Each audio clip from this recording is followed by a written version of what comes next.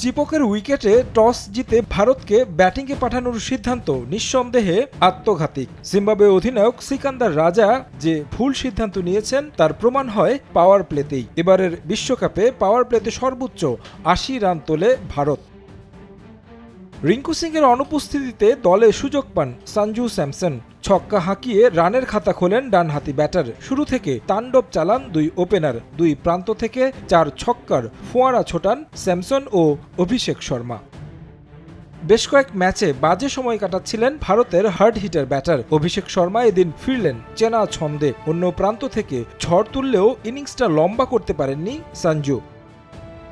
বেশ কিছু catch miss ভুগিয়েছে জিম্বাবুয়েকে। Wicket পড়লেও রানের গতিতে ছেদ পড়েনি ভারতের। ফর্মে থাকা ঈশান কিষানকে নিয়ে ৭২ রানের জুটি গড়েন অভিষেক শর্মা। ৩ নম্বরে নেমে রান তোলেন ১৫০'র উপর স্ট্রাইক রেটে। ২৪ বলে ৩৮ করে সিকান্দার রাজার শিকার হয়ে ফিরেন ঈশান। ১০ ওভারের আগেই দলীয় শতক পূর্ণ করে টিম ইন্ডিয়া।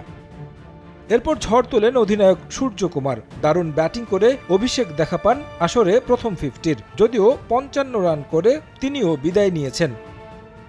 তবে ভারতকে ২৫৬ রানের সংগ্রহ এনে দিতে বড় ভূমিকা পালন করেন ৩ ব্যাটার। সূর্যকুমার করেন ১৩ বলে ৩৩ রান। এরপর হার্দিক পান্ডিয়া কচুকাটা করেন জিম্বাবুয়ে বোলারদের। ২৩ বলে 50 করেন এই ব্যাটার।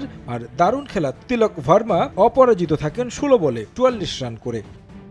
জবাব দিতে নেমে জিম্বাবুয়ের শুরুটা হয়নি প্রয়োজনীয় রানের সঙ্গে পাল্লা দিয়ে। বেনেট আর মারুমানি ওপেনিংয়ে গড়েন ৪৪ রানের জুটি। ২০ বলে ২০ রান করে ফিরে যান মারুমানি। এরপর ডিওন মেয়ার্সও ব্যর্থ রান করতে। সিকান্দার রাজা আর বেনেট মিলে স্বপ্ন দেখান জিম্বাবুয়েকে। তবে তা শুধুমাত্র হারের ব্যবধান কমিয়েছে। এক প্রান্ত আগলে খেলতে থাকেন বেনেট। 50-র দেখা পান এই ব্যাটার। এগুতে থাকেন শতকের দিকে। সিকান্দার রাজাও ব্যাট চালান তেরে ফুরে। তবে ৩১ রানে তাকে ফেরান আর্শদীপ সিং।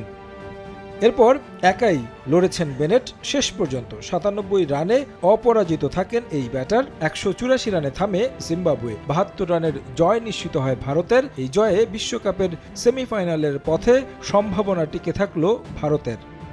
তারেক হাসান শিমুল, সময় সংবাদ।